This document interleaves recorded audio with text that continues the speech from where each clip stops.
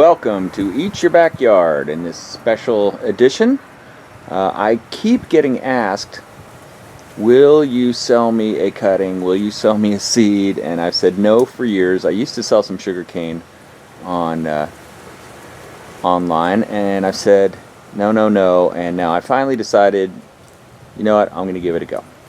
But I'm going to start with just some basic things that I know will transport well. I have an eBay account that, you know, has all my transactions and stuff, and I always had a super high rating, never had a bad experience with anybody, because I never, if I ever got anything bad to them, I always gave them some, you know, if something went wrong, I always gave them a new one right away, and it was real fast. And the sugarcane was easy to send because it didn't perish really. And today I'm going to talk about what I call the Nepalese pad cactus, or it's a prickly pear type of pad cactus. Some people call it the thornless prickly pear, the thornless pad cactus.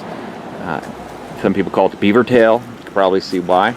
But this is a delicious type of edible cactus. The pads are edible and taste really like green beans. And I have enough of them growing around my yard that I could sell them.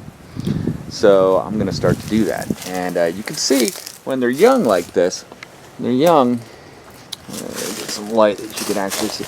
They get these little, I don't know what they call them. They're just like little things that you can just pop off. And underneath them, there's a little dot. And it'll have some little, almost like hairs that can be irritating, but it's not really like a cactus. So you just kind of scrape those off. They're like maybe irritating hairs for some, but they're not that bad. Now I think you can eat these too, but I've never eaten one, to be honest. Maybe I'll have to try it. Thing is, they've got those hairs on them too all around, and that's why I never eat them. It's because they got these little hairs, and to get the hairs off seemed like more work. But boy, to eat one of these, it's just like chopping up a piece of meat. Now the best tasting ones are the ones that are new, of course. And the more you trim this cactus, the more it's going to grow. Of course, the woody cuttings are the ones I'm going to try to send, because I say woody because they've got kind of this texture to them. You can see it, and that's because they callus up very easily. These do, so they won't dry out when I ship them. But you can see that they actually turns into a bark. I've been growing this one for some amount of years and harvested quite a few from it. And I mean, God, I probably could fill out 15 cans of yard waste in the last 10 years over how many pads of cactus I took off this thing.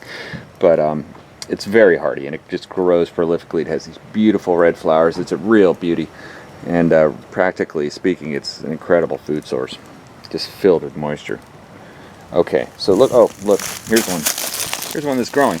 How'd that grow? It just fell off, landed on the ground, and it just starts to grow. That's it. You could like literally chop this off here, plant it in the ground, and this whole thing is now going to be a tree of cactus. It's that easy to grow. Just kind of bury the pad, the halfway mark, you know, and it'll start to root in loose soil if you keep it just slightly wet. And then eventually, when it gets big enough, it gets these beautiful prickly pear flowers. These red flowers that are just so super cool. All right, so that's the Nepalese, or what I call the Nepalese cactus. Prickly pear, thornless prickly pear. To me, it's one of the best edible cactuses that you could possibly have, and I'm going to start selling it. I'll include a link below. If you're interested in growing your own, go ahead and check out the eBay. If not, you could probably find them in a number of places, but this is a great type of cactus I would encourage you to grow. I plan on making another video on exactly how to grow it with some follow-ups so that people can actually get a really good idea. Let's see, maybe, and in the future I'll probably show how to cook one. I like to steam them. I think that's a cool way to do it. Okay, thank you for watching, and if you like this kind of video, don't forget to subscribe to Eat Your Backyard. I have new videos all the time, and I would love to get your subscribership. If you like this video, don't forget to like it. Thanks for watching.